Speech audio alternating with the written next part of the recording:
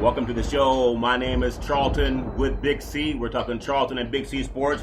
We do it every Monday through Friday worldwide on Charlton and Big C Sports. And also today is April the 25th, 2016. And today's segment is sponsored by Bud Light. We know you good old boys down south, Big C, you like Bud Light because it tastes great and also helps you lose weight. That's what I hear, Big C. Well, you know, it's almost the first of the month, and I might have to be paying my trailer mortgage here real soon, you know, and otherwise, you know, they might want to come up and hook it up and pull it away from me. So, but, you know, and that's going to tilt all my beer cans over, and I can't have that. Well, I understand. Can't have that, Big C. Man, what a great week coming up. We've had some NBA basketball happening, and we'll get into that a little bit later. But also, I know you love paying homage to your Hollywood actors, and we have a great one. And you always talk about some of the great people from Hollywood that follow sports and the people that follow sports. And we know that you have a big interest in Dan Marino played a role in a great movie also, Big C.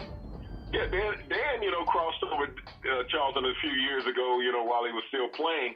And his first bit in acting was at Ace Ventura Pet Detective, along with the wonderful Jim Carrey, who we've seen in so many comedic roles. Yeah. He got his start on in Living Color, a Canadian actor, you know, stand-up comic, you know, who's done a wonderful job over the years. But, you know, Dan had an opportunity to play with him in that movie, Sean Young, several other key players that he had an opportunity to go along with. Tone Loc, you know, a rap artist. Yeah, rap artist. Was in that movie.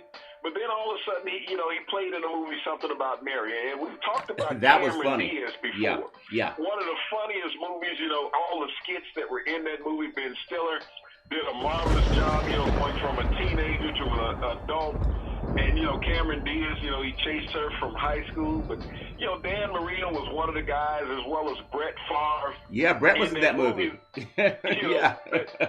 Everybody was chasing Cameron, you know, Mary in this movie. So, you know, all kind of roles and guys going to all kind of lengths trying to win her heart, Charlton. But, you know, Dan Marino showed that not only could he play football at a high level, but he could also act. We've seen for many years on an NFL pregame show, and on HBO. You know, he's very articulate and he's very understanding of the game. But to be able to cross over to the acting genre, you know, Dan had a wonderful opportunity. And we've seen him on television commercials for Nutrisym and other things like that, Charlton. Yeah, I could use some Nutrisym right about now, Big C, with springtime coming up. That's called light beer, Charlton.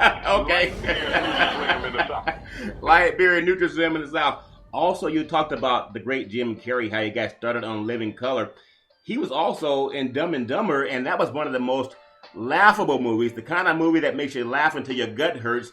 There are a lot of teenagers that like that movie, but a lot of adults like that movie too, Big C, if you recall that Dumb and Dumber. It paralleled real life for a lot of people, Charlton, when you were just carefree and you didn't have any thought process. Yeah. Well, I tell you, Big C. Yeah, I mean, Jim Carrey, and obviously just a great talent. And I remember he had a story about how he envisioned having a check for $20 million, and he walked around with it in his wallet. And some people don't believe in visualizing, but he actually said that he found the way to get that $20 million. He visualized his success so long. I know we talked last week about Prince and the passing of Prince, but how great he was as a talent, that he will live on in everyone's hearts and minds. But Jim Carrey, just like Prince and some of these great actors, they talked about having a vision, Big C, and I think that's what propelled them actually to having such great success, Big C. Well, whether you're in sports, whether you're in acting, or whether you're just in plain everyday life, Charlton, you have to have a focus. You have to have a direction as far as what you're trying to accomplish. You know, we look at the sports world, and there's no one in the sports world who succeeds without having vision and focus. Yeah. You know, that is the key to success. I mean, getting there is not enough. It is for some people that have a very short career. The cup of coffee never gets cold before they're gone. But those who succeed, Charlton, they have a vision of success. They're willing to work harder than the next guy. Yeah. And that is the key. Whether you're in Wall Street, whether you're on Madison Avenue, whether you're in the NFL, whether you're in Hollywood, whether you're working for Procter & Gamble, Charlton. Yeah. It's about having a visionary focus to be on top, not just to settle to be a part of the team. All superstars have that killer instinct, Charlton, regardless of the profession that they're in. They strive to be on top. Well, I think about when you say that, Big C, and you know we have the NFL draft is coming up, and I know you love talking about the draft. You've been covering sports for about 40 years in TV and radio and as an all-pro athlete. And I know that, and again, we love everyone having the opportunity to do whatever they want to do in life. If you want to be a football player, basketball, baseball, attorney, whatever it happens to be. But you also have some thoughts on how certain people are pushed to the top of the pedestal and they haven't earned it yet, because whenever you get a job out in the NFL, you have to put someone out of work, Big C. And a lot of guys, they act as if people who are going to be drafted are going to have an easy time making the team, Big C. Well, they act like they're the greatest thing since sliced bread, Charlton. Yeah. That's what we're getting from all these talking heads. They don't understand the history of the game, what it takes to play the game. If you look at all the talking heads on television, Charlton, yeah, I don't think any of them ever put a jock strap on. So they don't know whether it goes on frontwards, whether it goes backwards. Right. I know Mike Nolan spent several years as a backup with the Philadelphia Eagles, so he had a great vantage point from the sideline watching the players on the field. Right. and so, but when you see all these guys were field reporters for a television station, so they walk out there and you give them a script, they read the script. Yeah. They're very articulate at that. Articulation versus knowledge is two different things, Charlie. And that's what we run across when we look at all the talking heads on television, whether it's Fox, whether it's ESPN, whether it's any other sports program. They're sitting there talking about their projections and where somebody should go, where they should fit. But, Charlton, if you look at the draft is not science. The draft is real people playing real sports. Yeah. Just like we talk real sports, okay? Right. You got to be able to strap it up, play against competitors who really don't like you on game day. Well, see, that's the thing, too. You talk about people that don't like everybody, because I know when you look at, and you bring this up very well, there are a lot of the top, what we call power conferences, the top 5 power conferences. You call them the heritage conferences, how they always protect their brethren getting into the conference playoffs. And that's always a political thing, Big C, especially you good old boys down south. You know how to have politics in college football. Well, we're gonna win anyway, Charlton. We're going to put somebody in which is good. I mean, you guys sit out there on the West Coast and watch the playoffs. I mean, you got a good front row seat. That's nice. Right. Matter of fact, we'll even send you a 6 and 12 back out next year so you can watch. Well, I hear that USC is really getting primed and ready for that Alabama game down in the great state of Texas. But when you talk about these college quarterbacks, and the Rams moved back to California, they're shifting around to try to get a quarterback. When you brought up before, they already have an all-pro running back in Todd Gurley out of Georgia. And he reminds me a lot of... And he's out of the South. Remember, he's out of the South. Yeah, well, he's out of the South. But he reminds me somewhat of Eric Dickerson. And when he played for the Rams, I just think instead of trying to put all your money into a quarterback, I don't understand what Fish is doing. Why not get a good offensive line to open up running lanes for this star tailback, because they already have a great defense, Big C. Well, he has a decent third quarterback in Case Keenum. Yeah. And if he drafts a quarterback in the first round, the only way this quarterback beats out Case Keenum is that he was drafted in the first round and you put him into the starting lineup. Case Keenum can throw the football. In college, Charlton, he threw for over 19,000 yards. He's the NCAA all-time leading passer. Yeah. Touchdowns, receptions, all of this stuff. Case Keenum did it at the University of Houston. But, to go a step further into the draft, Charlton, and people draft quarterbacks trying to get to the Super Bowl. Yeah. Now, Charlton, the last quarterback that was not a senior, drafted, who made it to the Super Bowl. Yeah. You got to go back 15 years, 15 years. And so all the talking heads on television don't realize that. Yeah. Trent Dilfer was the last non-senior quarterback to go to the Super Bowl, but he was just like Peyton Manning last year. He had a great defense. He was defense. just a guy to say, hey, don't screw it up. Yeah. You're going to win the game with Jamal Lewis and this defense.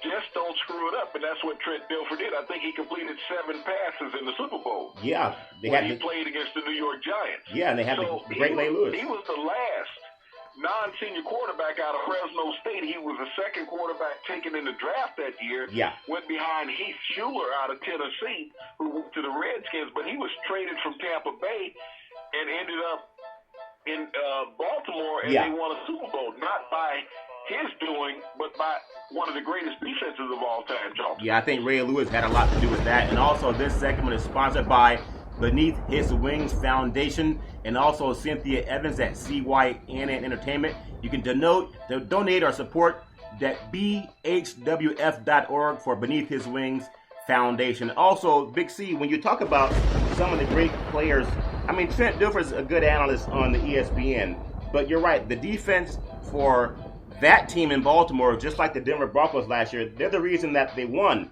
But a lot of times, quarterbacks get credit, but when a defense steps up, it really wins championships. I think in the last several Super Bowls, the number one defense has won 8 out of 10 times, and that tells you something. Even the Seattle Seahawks, when they won the Super Bowl, when they beat Denver just a few years ago, their defense was dominant. And even when they did not give the ball to beast mode against New England 2 years ago, that was also another good defense. It just shows the same defense that Baltimore had that beat the 49ers, they were also a good defense, Big C. And when you look at over the years, defense tends to win championships, so why not invest on the defensive side of the ball, Big C? Well, you invest in the defensive side of the ball, Charlton, and that's what we've talked about with all these great defensive linemen coming out in the draft this year. There's no reason why between 5 and 7 defensive linemen should not be taken in the first round of the NFL draft here in 2016. Yeah. But, I like to look at this quarterback aspect even in more depth. Yeah. When I talk about the last quarterback that was a non-senior playing in the Super Bowl, which was 2001 with Trent Dilfer, both winning and losing Super Bowl teams all had 4-year quarterbacks. They came out after their senior year in college, Charlton. So it lends a lot of credence when you think about the development of a quarterback.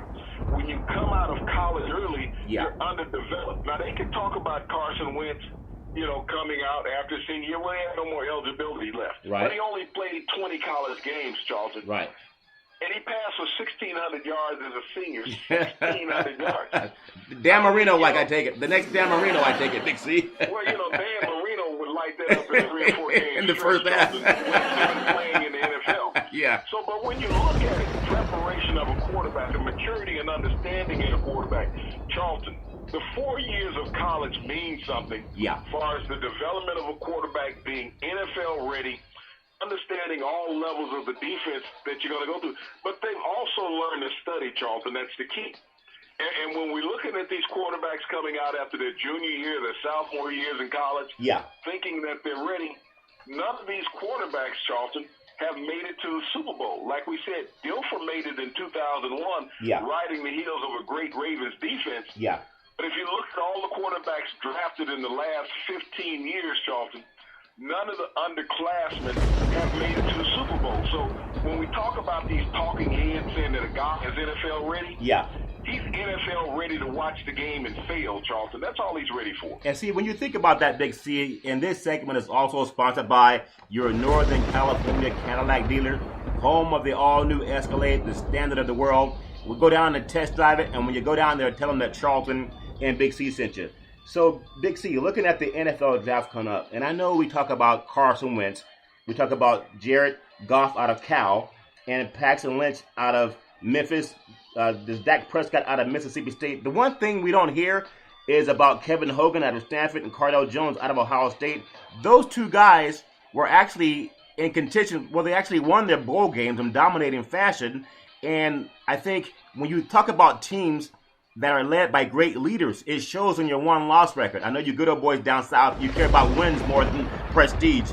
But I think that's all we do is win, Jordan. You got to show us how to lose on the West Coast, okay? Well, I understand that. But I still think you brought up a point about Hogan being NFL ready out of Stanford, and also Cardell Jones throwing 64 yards flat-footed.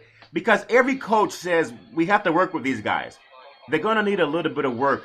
Well, if that's the case, why not take guys that have won championship games at the top level? Carson Wentz didn't do it. When you look at Jeff Goff and Kevin Hogan, I believe they played each other the last 3 years. Yeah. Okay, and Kevin Hogan won all 3 of those games. Yeah. Hands down, just beat the pants off of Goff. And when we look at Cardell Jones and Connor Cook in the Big 10, Big 12, 15, whatever the conference is. Yeah. The last 2 years. Not Kevin Hogan, but Cardell Jones is Big Connor Cook. Yeah. Yeah. So when you look at that, who's NFL ready? Connor Cook has not completed 60% of his passes versus college teams, Charlton, not NFL defensive backs and linebackers, against the college teams. Yep. He's less than a 60% passer. And we know if you're not at least 63, 65% passer on the professional level, you're not going to be proficient enough. You see, now, he couldn't do that in college. Yeah. Well, Big C, this is what I think about. When I think about Connor Cook, his last game was against Alabama. And I believe they got shut out 41-0. And when you look at guys like Carson, he had an off day, Joe. he had an off day. He spent a lot of time laying on his back. But you're going to see better defenses in the NFL than what you saw at Alabama. And I don't think if you took a guy like... Well, no, Alabama, Charlton, is the 33rd team in the NFL. Okay. So he proved that he could not play against NFL talent playing against Alabama. Well, that's Connor Cook now, Charlton. Now, see, that's the thing that gets me because I don't think you could take the kid out of Cal, Goff, or also Carson Wentz and take them into the SEC and have them win 10 games. I think Charlton, not win 10 games. Carson Wentz did not play against 10 players that will end up in the NFL in a training camp. Right. Okay, not 10 games. He didn't play against 10 players that will end up in an NFL training camp. So that's what you look at, the level of competition. And people always say, okay, if he can play, he can play. Right.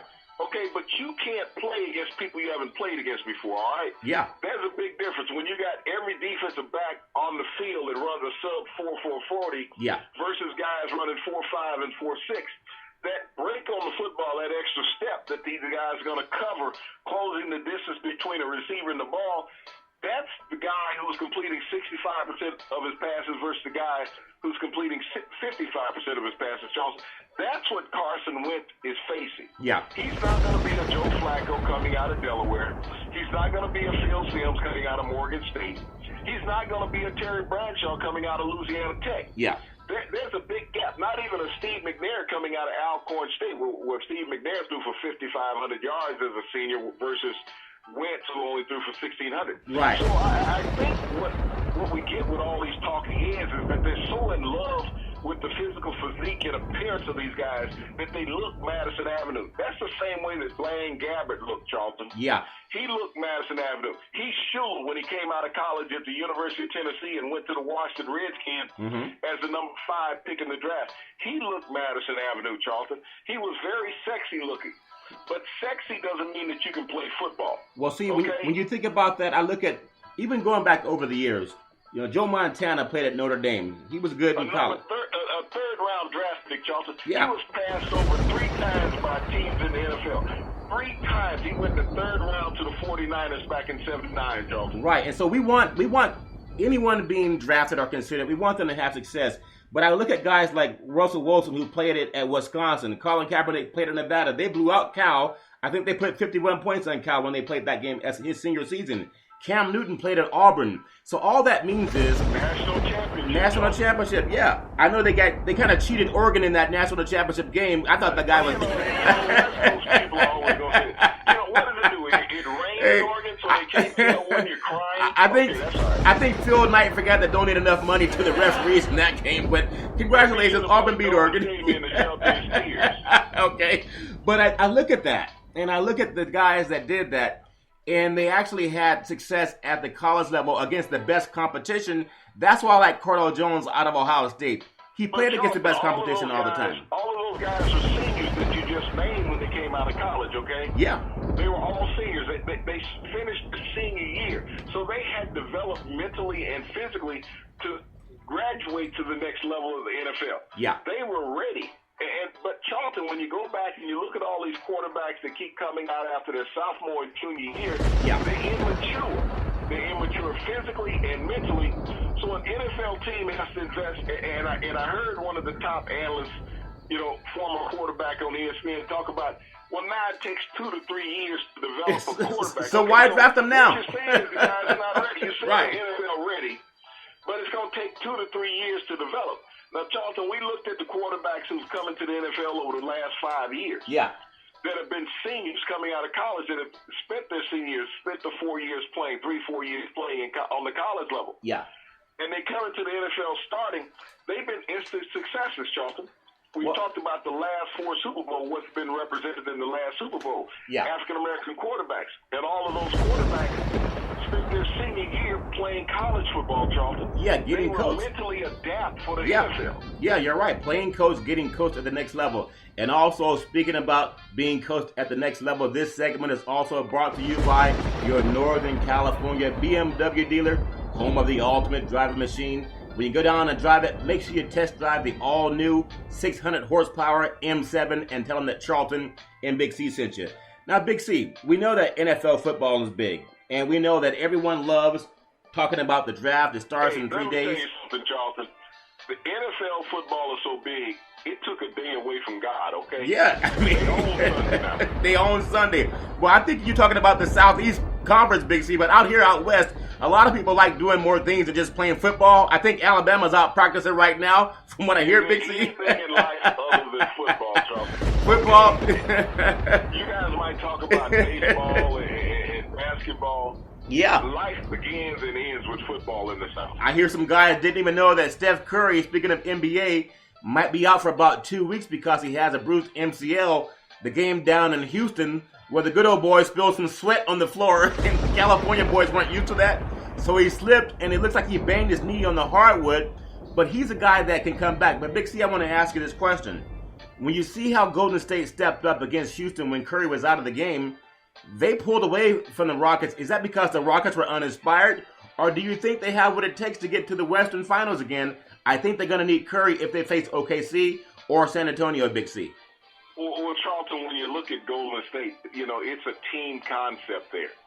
You're not relying on one person. Everybody understands the greatness and appreciates it of a Steph Curry. Yeah. But when you got a Klay Thompson, Draymond Green, Iguodala, and Harrison Barnes, and all these players who can go out and get you 20, 30 points on any given night, Charlton. Yeah. Steve Kerr's done a masterful job in coaching the team in Golden State. Yeah. You don't see where they go into a game, okay, like Cleveland. LeBron has to get his certain touches. Yeah. All right?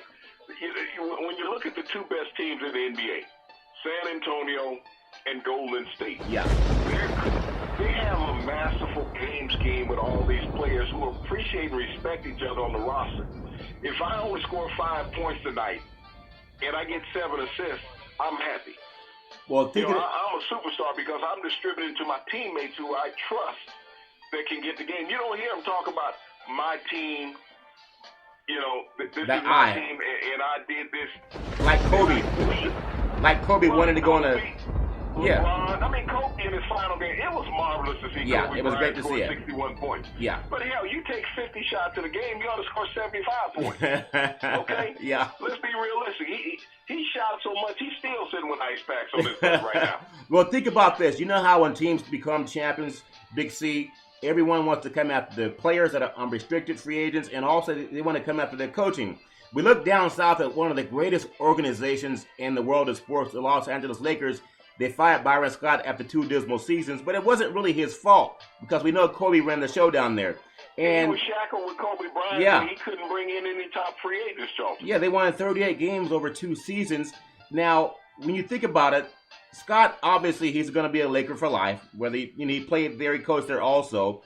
But they're looking at former Luke Walton, who's an assistant coach with Golden State, and he helped the Warriors go to 39-4 when Kerr was sick this season. But I don't think they got there because of Walton. I don't think Walton made any baskets during the game. How's Walton going to be any different than Scott? They're going to have to rebuild. All Walton had to do at Golden State, Charles, was put the keys in the ignition. Yeah. You don't even have to turn the wheel. Just put the keys in the ignition and start the engine. Yeah. It will self-drive itself, and that's what he had at Golden State. He had a self-driving team. Yeah. These guys were focused from day one of the NBA season. What they run off, 18, 19 wins to start the season? Yeah, 24 in a row. Yeah, 24 in a row to start the season. So it wasn't about who was on the bench. It was about who was on the court. Is that they had a purpose to prove last year wasn't a fluke. And so you could have brought Al Adams back from the 75 championship team and stuck him on the bench. Yeah. And they would have still won those 24 in a row, Charles. Well, see, I think with the Lakers general manager, Mitch Kupchak, appeared to give Scott a vote of confidence after the season. Now, he said Scott did an excellent job under the circumstances of an inexperienced roster mixed with Kobe Bryant's final season. Now, so, where's the experience going to come from now? Kobe's exactly. gone, you still got these inexperienced experienced players, I don't care who you bring in, they're not going to turn it around. Yeah. You're still going to have a dismal program unless you can get 2 superstars to come to the organization, but those superstars are only going to come based on the coach you have. Well, see, Mitch Kupchak, instead of just telling Byron Scott we're going to go a different direction, he gave him a vote of confidence, and then he fired him. Now, people talk about players having loyalty. I remember LeBron James, and when he left Cleveland to go to Miami, they won 2 championships, and then he came back to Cleveland. But when he left, they burned his jersey. They burned his jersey. Yeah. Everybody hated him. Now they love him. He was a Benedict Arnold. Yeah. So we're going to burn his jersey in the street, call him all type of racial epithets and all this. But now you're going to come back, we love you, LeBron. Now they love LeBron. Even though you can't win a championship in Cleveland, we love you. Well, think about winning championships. You'd have San Antonio, a 4-game sweep over the Memphis Grizzlies, 116-95. And I tell you, San Antonio looks good. Kawhi Leonard scored 21 points for the Spurs, and the Cleveland Cavaliers, they also ousted the Detroit Pistons 100-98 at Auburn Hills. Kyrie Irving scored 31 points in that game, but there's still some talk that LeBron thinks that Kyrie shoots too much, and the Kyrie thinks that LeBron doesn't pass enough, and Kevin Love is kind of the third spoke in the wheel. That's why I think he should be out of there next year, and I think he would look good in a Laker uniform, Big C, because he played at UCLA. And you think about Westbrook coming there, or you also like, maybe not Westbrook, but Love in Los Angeles makes sense no matter who they build around him. Maybe Durant, you were thinking, Big C. Well, Charlton, anybody who leaves Cleveland is going to get a fresh start. I mean, if Kyrie Irving left and went to the New York Knicks, it would be a great move. If Kevin Love left and came to the Lakers, it'd be even a tremendous move for that organization. Yeah. And the Lakers in the past were known for bringing in a veteran player that could contribute immediately. They've struggled through the draft in the past couple of years. Showtime no longer exists. Those Hall of Famers are not going to come back. You're not going to get Magic. You're not going to get Worthy. You're not going to get Cooper or Kareem. Yeah. These guys are not going to show up. The young players that they have now have different agendas. It's so much of a me. It's a LeBron league now. It's about me. It's about mine. But then when you look at San Antonio, look at Golden State, you get a breath of fresh air. Yeah. You look at the selfishness with the Knicks, and the Knicks need to have a player in the NBA. Carmelo Anthony, he's like Kobe. Nobody wants to play with He's kind of old now. He's selfish. Yeah, he's older, and he doesn't have the explosiveness to help build a team. When you think about a guy like Carmelo Anthony, LeBron James had 22 points last night for Cleveland. And one of the better games, I thought you had Boston come from behind to beat the Atlanta Hawks 104-95 in overtime. And that game was played in Boston last night. Isaiah Thomas, he's a lightning rod of a player, stands about 5'10", but he reminds me a lot of the guy that didn't want to practice for the Philadelphia 76ers. Allen Iverson, the great Allen Iverson. But let me take you back a little bit further, Charlton. The Boston Celtics had a player years ago called Nate Tiny Archibald. Oh, yeah. Okay? And this is who Thomas reminds me of, Nate Tiny Archibald. He was a left-handed player also, but he was a guy who was fearless. He was about 5'11". He would go to the hole. You know, he had a decent outside shot, but he was a facilitator. Yeah. And that's what you're not getting. You look at Carmelo Anthony. He's not a facilitator. Kobe could not facilitate. The only thing he was going to facilitate was taking his next shot. That was it. He said, assist, I can do without those. Well, How many points can I get? We talked about... when you look at the great teams at Golden State, I mean, when you look at Draymond Green, yeah, how many assists does he average a game? You look at Tim Duncan, how many assists does he average a game? A lot of nights, Tim Duncan is equal on assists and points. Yeah. But you got a big man who will facilitate. You can run the offense through him. You can have a great chance at winning a championship, Charlton. Well, you think about championships. Tonight's point spread, Charlotte's favored by 3 over Miami. OKC's favored by 14 over Dallas. Might be Dirk Nowitzki's last game, perhaps. And the Clippers favored by 2.5 over Portland. And I really like the way the Clippers are playing. I thought they would be slowed down again because they had Blake Griffin out for most of the season. And he's come back and he's actually contributing. As long as Paul has control of the ball, he can distribute. A lot of guys are stepping it up also for the LA Clippers, Big C. Well, you know, that's the thing you spoke about, is that he, with that time out from the game, Charlton, when he had the broken hand, he had an opportunity to sit back and study the game, to see what his teammates were doing, that he did not have to be the dominant player on the floor. Come in, accept the role that was provided for him. And that's how players become great, Charlton. is that they will accept the role that's provided for you. You don't have to go out every night and get your 23, 25 points. Sometimes you're a better team player when you only get 10 or 12 points, and you help out everybody else by passing the ball and rebounding. And that's what Griffin has done in coming back off of the broken hand, Charlton, is that he has accepted a lesser role, that he's a better player being a role player than he is being a superstar, Charlton. Yeah, and I think he's taken that role to heart. And because he's taken that role to heart, I think they have a better team because of that. This final segment is sponsored by your Northern California Ford dealers, home of the all-new F-150. They build it Ford tough. When you go down and test drive it, tell them that Charlton and Big C sent you. So, Big C, as we wrap up this program, I know we talked about some NFL draft prospects, and I know you're really high on building offensive lines and defensive lines. And also, we get into the NBA. What's your thought about Steph Curry and the injury to his knee? Now, we know he's not the biggest guy. He doesn't have the size that maybe someone like a LeBron has, but he's very fluid. Now, not a guy that lifts a lot of weights. He's more into strength and conditioning in different ways. But how would you assess his ability should he sit out, or should he try to come back and play slightly just to keep his legs from getting rusty? Because if you're rusty, Big C, that also hurts players as they try to come back on the season.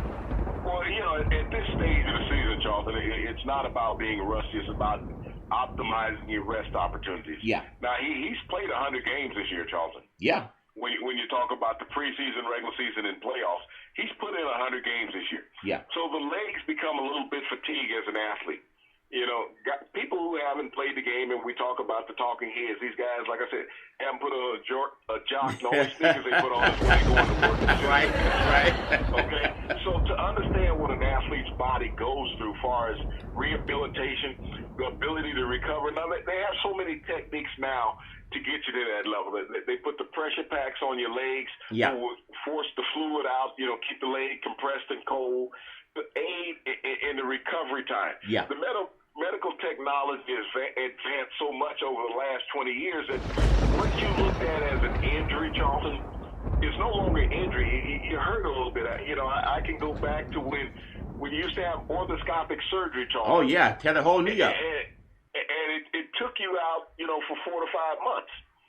Orthoscopic surgery now will keep you out for a week and a half. Yep, that's true. That you can go back and play because it's less invasive. Yeah. And so when you look at the advancement of medical technology, it goes along with the escalation of salaries, Charlton.